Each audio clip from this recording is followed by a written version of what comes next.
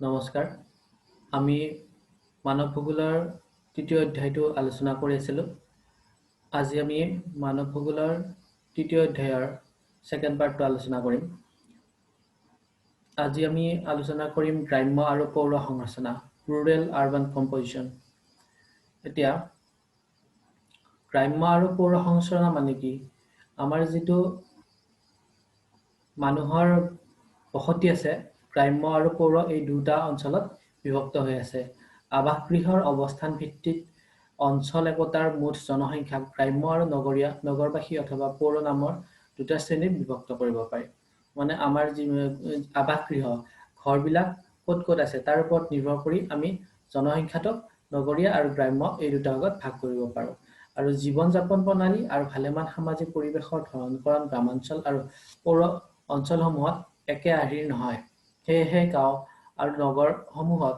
বসবাস কৰা লোকসকলৰ মাজত জীৱনশৈলীৰ চকুত লগা প্ৰভেদ পোৱা যায় মানে জীৱন যাপন প্ৰণালী আৰু ভালেমান সামাজিক পৰিৱেশৰ ধৰণকৰণ গ্ৰামাঞ্চল আৰু চহৰাঞ্চল এই দুটা অঞ্চলত মানুহৰ জীৱন ধাৰণৰ যিটো প্ৰণালী সেইটো সম্পূৰ্ণ বেলেগ বেলেগ ধৰণৰ হয় গাঁৱৰ মানুহ কৃষিজীৱী আৰু চহৰৰ মানুহ বিভিন্ন কাম কাজ উদ্যোগ বিভিন্ন কামত নিয়োজিত হৈ থাকে উদ্যোগ হওক কল কাৰখানা হওক বা বিভিন্ন ধৰণৰ শিক্ষা স্বাস্থ্য সকলোবিলাকৰ লগত জড়িত হৈ থাকে গতিকে চহৰাঞ্চলৰ মানুহ আৰু গ্ৰামাঞ্চলৰ মানুহৰ মাজত জীৱনশৈলীটো বহুত বেলেগ ধৰণৰ হয় গতিকে বয়স আৰু লিংগভিত্তিক জনগাঁথনি জীৱিকাৰ উৎস জনসংখ্যাৰ ঘনত্ব সাক্ষৰতা উন্নয়নৰ গতিধাৰা আৰু বিভিন্ন সা সুবিধা অথবা নিৰাপত্তা লেখেৰাও গাঁৱৰ চহৰবাসীৰ মাজত ভালেমান পাৰ্থক্য দেখা যায় এতিয়া আমি যদি চাওঁ বয়স আৰু লিংগভিত্তিক জনগাঁথনি সেই ক্ষেত্ৰত গাঁৱৰ বয়স আৰু লিংগভিত্তিক যিটো জনগাঁথনি সেইটো আৰু চহৰৰ বয়স আৰু লিংগভিত্তিক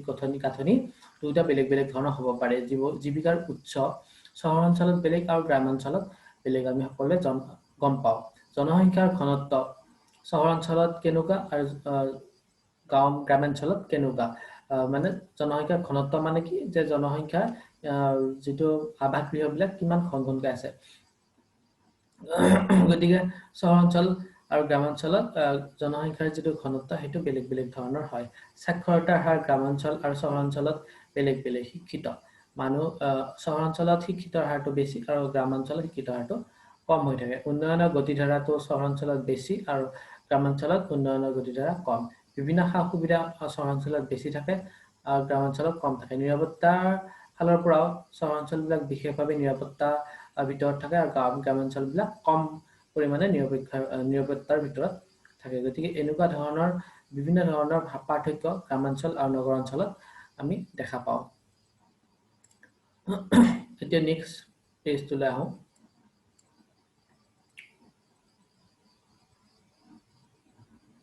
ইয়াত আছে গ্ৰামাঞ্চল অথবা চহৰ অঞ্চল ৰূপে একোটা আবাদী এলেকা চিনাক্ত কৰাৰ অন্তৰালত থকা চৰ্তসমূহ পৃথিৱীৰ সকলো দেশতে হুবহু একে নহয় গাঁও আৰু চহৰ এই দুটা অঞ্চল আমি চিনাক্ত কৰিবলৈ কিছুমান চৰ্ত পাওঁ কিন্তু পৃথিৱীৰ সকলো দেশতে একে ধৰণৰ চৰ্ত নাথাকে কিছুমান ঠাইত গ্ৰামাঞ্চলৰ যিটো চিনাক্তকৰণ সেইটো বিভিন্ন বেলেগ ধৰণৰ দৃষ্টিৰ ওপৰত হ'ব পাৰে আৰু চহৰ অঞ্চলৰ যিটো চিনাক্তকৰণ সেইটো বেলেগ দৃষ্টিকোণত হ'ব পাৰে সাধাৰণভাৱে দেখা যায় যে গ্ৰামাঞ্চলৰ বাসিন্দাসকল ঘাইকৈ কৃষিজীৱী অথবা সংগ্ৰহ পশুপালন প্ৰাথমিক খণ্ডৰ জীৱিকাধাৰী মানে গ্ৰামাঞ্চলত আমি সাধাৰণতে আমি দেখাই পাওঁ যে গ্ৰামাঞ্চলৰ লোকসকল কৃষিজীৱী বা বিভিন্ন ধৰণৰ পশুপালনৰ লগত জড়িত আৰু খনিজ সম্পদৰ আহৰণ কাৰ্যক প্ৰাথমিক খণ্ডৰ জীৱিকাৰ ভিতৰত ধৰা হয় যদিও এই খনিজ সম্পদ আহৰণ পৰিক্ৰমাটো বহু সময়ত প্ৰযুক্তি আৰু মূলধনৰ ওপৰতে অধিক নিৰ্ভৰ এতিয়া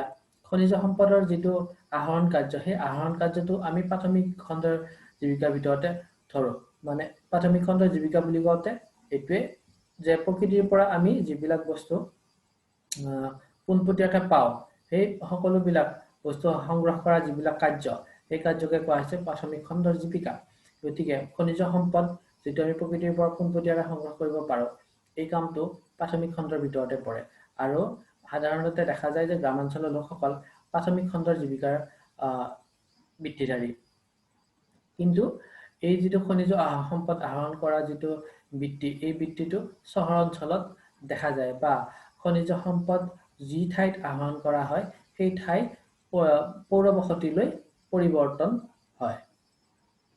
ইয়াতে দিয়া আছে যে সেয়েহে ভাৰতকে ধৰি বিভিন্ন ভালেমান দেশৰ খনিজ ক্ষেত্ৰসমূহক কেন্দ্ৰ কৰি গ্ৰাম্য বসতিৰ পৰিৱৰ্তে পৌৰ বসতি গঢ় লয়। আনহাতে চহৰ অঞ্চলৰ অধিকাংশ কৰ্মৰত লোক উদ্যোগ, বাণিজ্য, শিক্ষা, সেৱা আদি তৃতীয় খণ্ডসমূহ আৰু উদ্ভাৱন, গৱেষণা আদি চতুৰ্থ খণ্ডসমূহত মকৰল হৈ থকা দেখা যায়। আমি সাধাৰণতে গম পাওঁ যে চহৰ অঞ্চলৰ লোকসকল কেনেকুৱা ধৰণৰ কামত ব্যস্ত থাকে। উদ্যোগৰ লগত বাণিজ্য, শিক্ষা, সেৱামূলক কাম-কাজ, উদ্ভাৱন, গৱেষণা এই সকলোবিলাকৰ লগত চহৰ অঞ্চলৰ অধিকাংশ মানুহ জড়িত হৈ থাকে।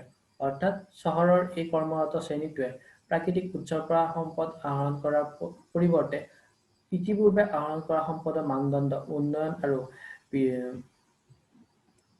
বিতৰণ প্ৰক্ৰিয়াত অংশগ্ৰহণ কৰে। মানে চহৰ অঞ্চলত যিটো কৰ্মৰত শ্ৰেণী আছে বা কৰ্মৰত যিখিনি চহৰ অঞ্চলৰ মানুহ আছে, এই মানুহখিনিয়ে প্ৰকৃতিৰ পৰা যিবিলাক সম্পদ আমি পোনপটীয়াকৈ আহৰণ কৰোঁ, তেনেকুৱা ধৰণৰ কামত অংশগ্ৰহণ নকৰে।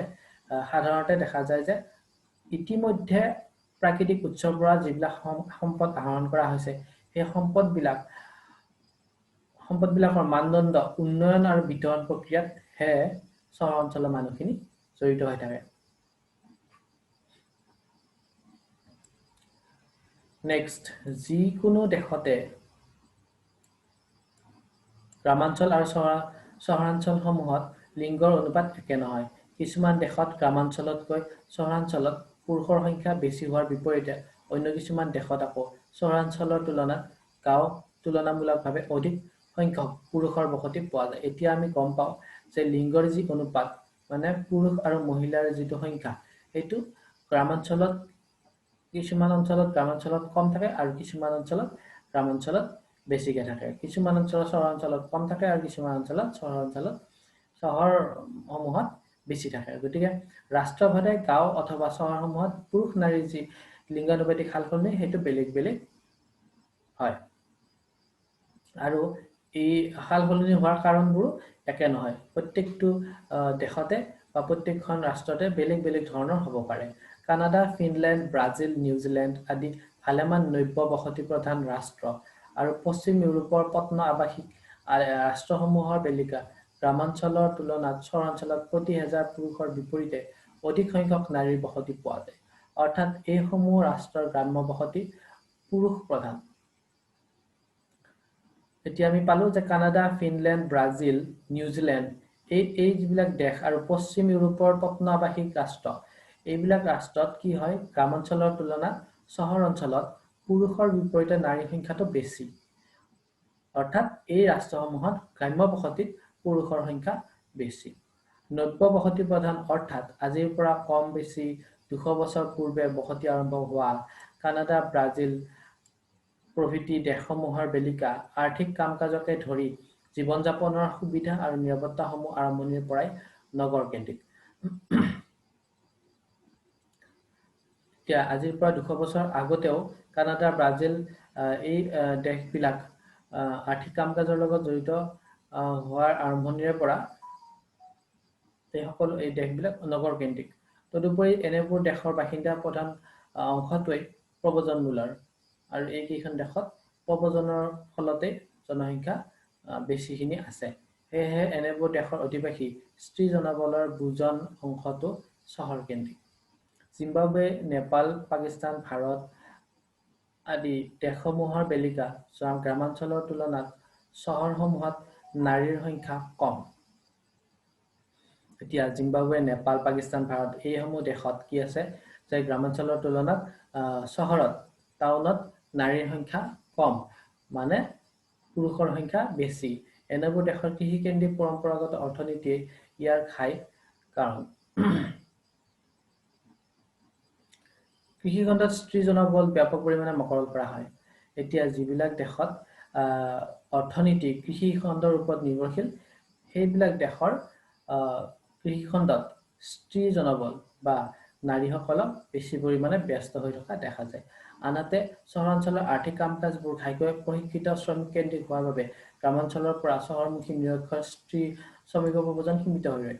আৰু যিবিলাক চহৰ আছে, এই চহৰবিলাকত প্ৰশিক্ষিত শ্ৰমিক কেন্দ্ৰিক যিবিলাক চহৰ আছে, এই চহৰবিলাক আৰ্থিক কাম কাজ যিবিলাক আছে, যিবিলাক কাম কাজৰ দ্বাৰা আমি অৰ্থ উপাৰ্জন কৰিব পাৰোঁ, তেনেকুৱা ধৰণৰ কাম কাজত প্ৰশিক্ষিত শ্ৰমিকহে প্ৰয়োজন হয়। গতিকে গ্ৰামাঞ্চলৰ যিবিলাক স্ত্ৰী আছে, যিবিলাক নাৰী আছে, এইবিলাকৰ কি নাথাকে, প্ৰশিক্ষণ নাথাকে। গতিকে এই স্ত্ৰীসমূহ কৃষিকাৰ্যৰ লগতে জড়িত হৈ থাকে, চহৰ অঞ্চলৰ যি আৰ্থিক কাম কাজ এইবিলাকত অংশগ্ৰহণ কৰিবলৈ নোৱাৰে।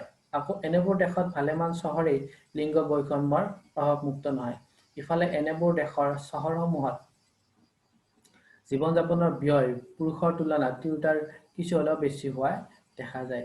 এতিয়া ভাৰত, পাকিস্তান, নেপাল এইবোৰ দেশত আকৌ কি হয় যে পুৰুষৰ তুলনাত নাৰীৰ যিটো খৰচৰ পৰিমাণ সেইটো বেছি হোৱা দেখা যায়। গতিকে এনেকুৱা ধৰণৰে এটা আমি দৃশ্য দেখা পাওঁ গ্ৰামাঞ্চল আৰু চহৰ অঞ্চলত জনসংখ্যাৰ যিটো বিতৰণ বা জনসংখ্যাৰ যিটো সংৰচনা, এইটো আমি চহৰ আৰু গ্ৰামাঞ্চলত বেলেগ বেলেগ ধৰণৰ দেখা পাওঁ। এইখিনি আমি আলোচনা কৰিলো। এতিয়া নেক্সট আমি পাম যে সাক্ষৰতা। সাক্ষৰতা মানে লিটাৰেচি, কিমান মানুহ শিক্ষিত। এখন ৰাষ্ট্ৰৰ মুঠ জনসংখ্যাৰ এক বুজন অংশ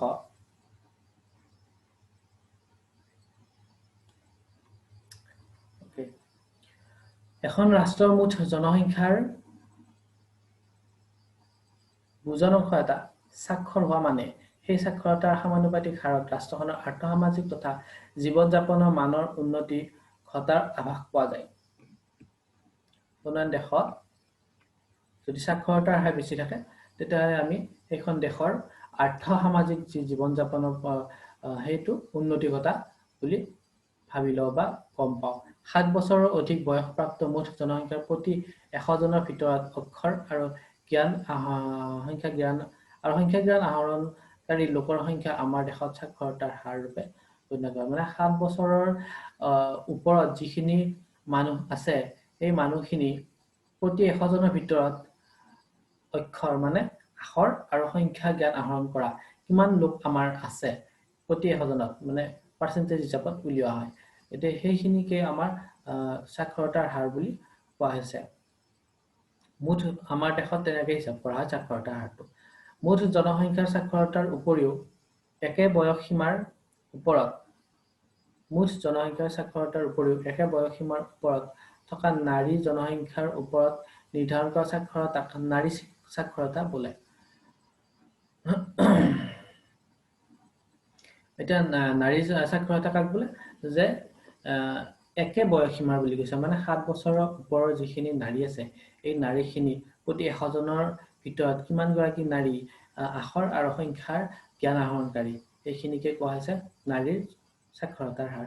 ৰাষ্ট্ৰ এখনৰ সামাজিক সাক্ষৰতাই ৰাষ্ট্ৰখনৰ জনসাধাৰণৰ বৌদ্ধিক চৰিত্ৰ, সামাজিক তথা ৰাজনৈতিক সচেতনতা, শিক্ষা প্ৰসাৰ নীতি আদি দিশসমূহৰ প্ৰাথমিক আভাস দাঙি ধৰে। যে এখন ৰাষ্ট্ৰৰ সাক্ষৰতাৰ হাৰৰ পৰা আমি গম পাওঁ যে জনসাধাৰণৰ বৌদ্ধিক চৰিত্ৰ কেনেকুৱা, মানুহৰ চিন্তা চৰ্চাবিলাক কেনেকুৱা, সমাজ আৰু ৰাজনৈতিকভাৱে তেওঁলোক সচেতন হয় নে নহয়, শিক্ষাৰ প্ৰসাৰ নীতিটো কেনেকুৱা, এই প্ৰাথমিক যিখিনি কথা, এই কথাখিনি আমি সাক্ষৰতাৰ হাৰৰ পৰা গম পাওঁ। যদি সাক্ষৰতাৰ হাৰটো বেছি থাকে, তেতিয়াহ'লে বৌদ্ধিক আৰু সামাজিক ৰাজনৈতিকভাৱে সচেতন, শিক্ষাৰ প্ৰসাৰটো বেছি। আৰু যদি ৰাষ্ট্ৰ এখনৰ সাক্ষৰতাৰ হাৰ কম থাকে, তেতিয়াহ'লে গম পাম যে এই ৰাষ্ট্ৰখনৰ বৌদ্ধিক বা বিকাশ হোৱা নাই, সামাজিক আৰু ৰাজনৈতিক সচেতনতা নাই। আনহাতে সমাজত নাৰীৰ স্থিতি, আৰ্থ-সামাজিক ক্ষেত্ৰসমূহত নাৰীৰ অংশগ্ৰহণ, পৰিয়াল কল্যাণ, শিশুৰ উপযুক্ত মানসিক বিকাশ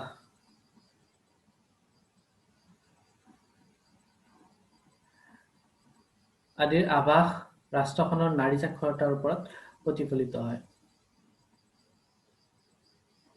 নাৰী সাক্ষৰ হলেহে এই সকলোবিলাক ডেভেলপ হ'ব। ৰাষ্ট্ৰৰ অৰ্থনৈতিক উন্নয়ন পৰিক্ৰমা ঘাইকৈ সাক্ষৰতাৰ ওপৰত নিৰ্ভৰ কৰে। এখন ৰাষ্ট্ৰৰ অৰ্থনৈতিক পৰিক্ৰমা, অৰ্থনৈতিকভাৱে ৰাষ্ট্ৰখন সবল নে দুৰ্বল, এনেকুৱা ধৰণৰ কথা কিহৰ ওপৰত নিৰ্ভৰ কৰে? ঘাইকৈ সাক্ষৰতাৰ ওপৰত নিৰ্ভৰ কৰে। মানুহ কিমান শিক্ষিত হয় নে নহয় তাৰ ওপৰত নিৰ্ভৰ কৰে।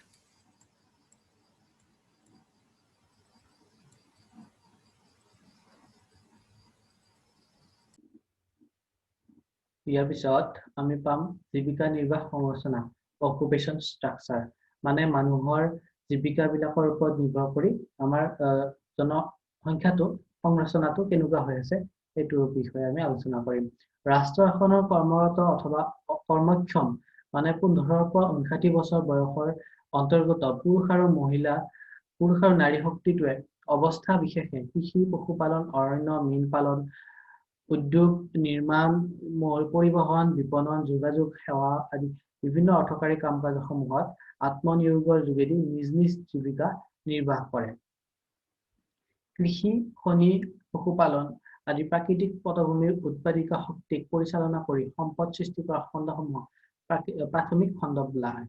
আনহাতে প্ৰাথমিক খণ্ডত উৎপাদিত সামগ্ৰীসমূহক বিভিন্ন যন্ত্ৰপাতিৰ সহায়ত অধিক মূল্যৱান দ্ৰব্যলৈ ৰূপান্তৰ কৰা প্ৰক্ৰিয়াসমূহ অৰ্থাৎ উদ্যোগিক কাম কাজসমূহক দ্বিতীয় খণ্ডৰ ভিতৰত ধৰা হয়।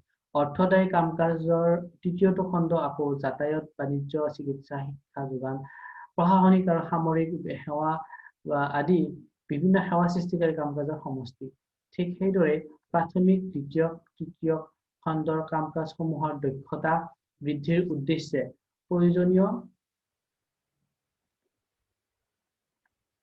গৱেষণা, উদ্ভাৱন আৰু প্ৰকল্প প্ৰভৃতি কামৰ লগত জড়িত জীৱিকাসমূহক চতুৰ্থ শ্ৰেণীভুক্ত অৰ্থকাৰী খণ্ড হিচাপে চিহ্নিত কৰা হৈছে।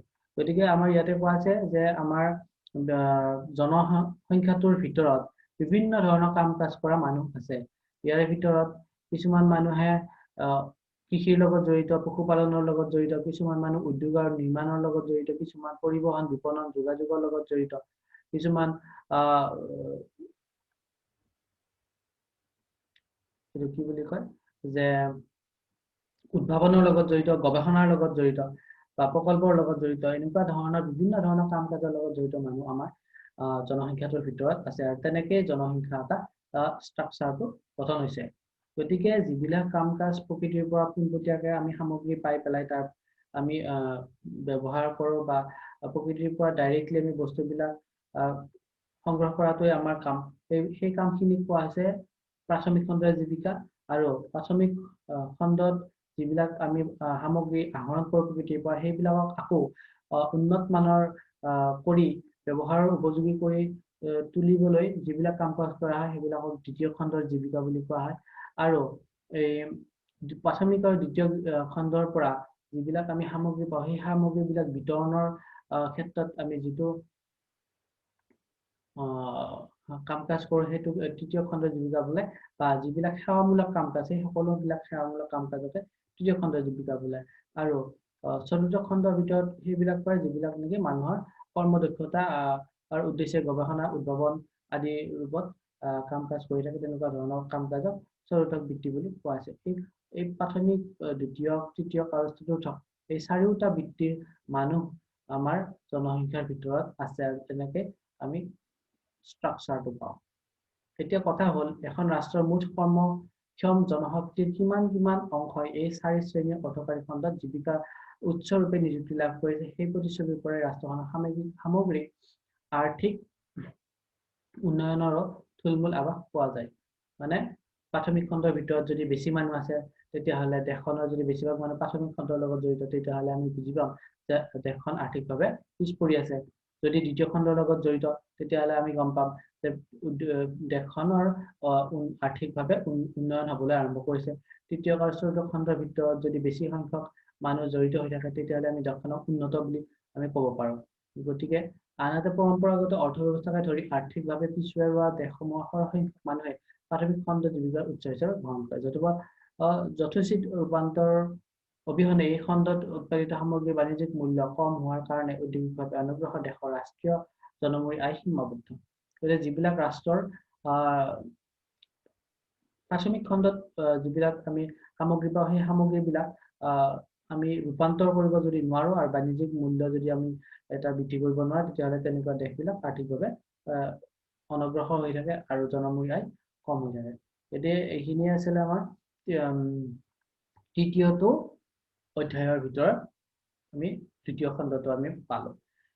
এতিয়া যদি ভিডিঅ'বিলাক যদি চাই ভাল লাগে, তেতিয়াহ'লে লাইক, শ্বেয়াৰ, কমেণ্ট কৰিব আৰু চেনেলটো ছাবস্ক্ৰাইব কৰিবা যদি এনেকুৱা ধৰণৰ আৰু ভিডিঅ' লাগে। ধন্যবাদ।